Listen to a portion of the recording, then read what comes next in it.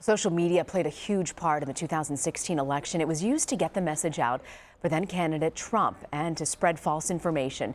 Jamie Bartlett from our partners at the BBC recently spoke with a member of the Trump campaign about how technology helped tilt things in his favor. This was our Project Alamo. So this was where the digital arm of the Trump campaign operation was held.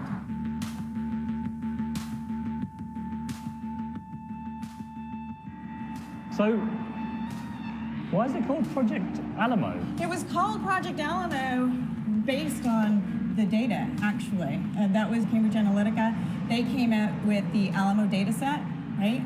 So we just kind of adopted the name Project Alamo. It does conjure up sort of images of a battle of some sort of digital battle. It kind of was, in a sense, you know? Yeah. Trump's, Twitter account, that's all his. I mean, he's the one that ran that. And I did a lot of his Facebook, so I wrote a lot for him.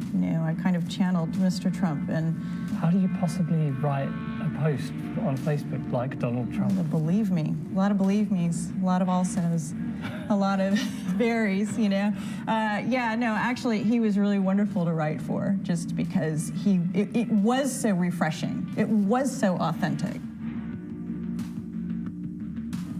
Cambridge Analytica was here, and so it was just a line of computers, right? This is where their operation was, and this is kind of the brain of the data. This was the data center. This is the data center. This is the center of the data center. Yeah, that's exactly right. Yes, it was. Yes, it was.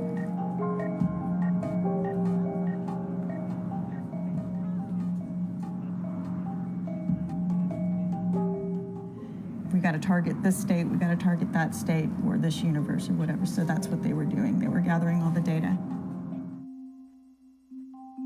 What sort of attributes did these people have that they had been able to kind of work out? Some of the attributes would be, when was the last time they voted? Who did they vote for? What kind of car do they drive? What kind of things do they look at on the internet? What do they stand for? Were they able to kind of understand people's personalities? Yeah, they do specialize in psychographics, right?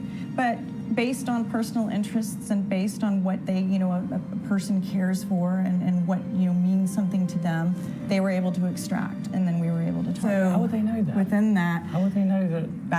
That's their secret sauce.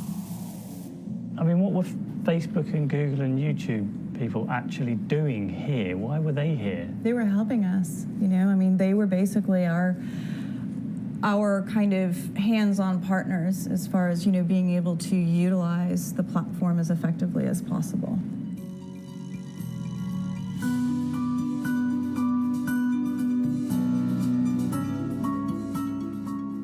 When you're pumping in millions and millions of dollars to these social platforms, you're going to get white glove treatment. So they would send people, representatives to, the Project Alamo to ensure that all of our needs were being met.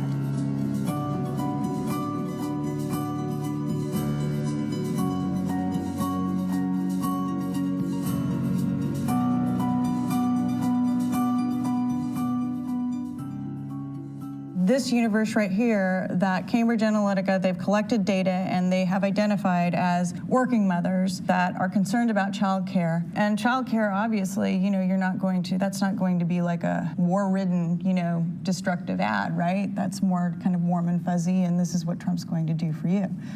But if you notice, Trump's not speaking in it. Yes, he wasn't speaking. Right. He wasn't in it at all, was he? Right, Trump wasn't speaking in it.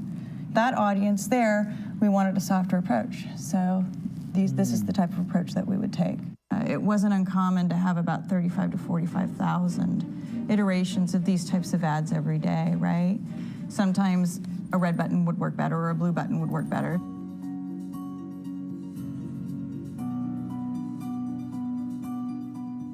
Without Facebook, we wouldn't have won. Facebook really and truly put us over the edge. Facebook was the medium that proved most successful for this campaign.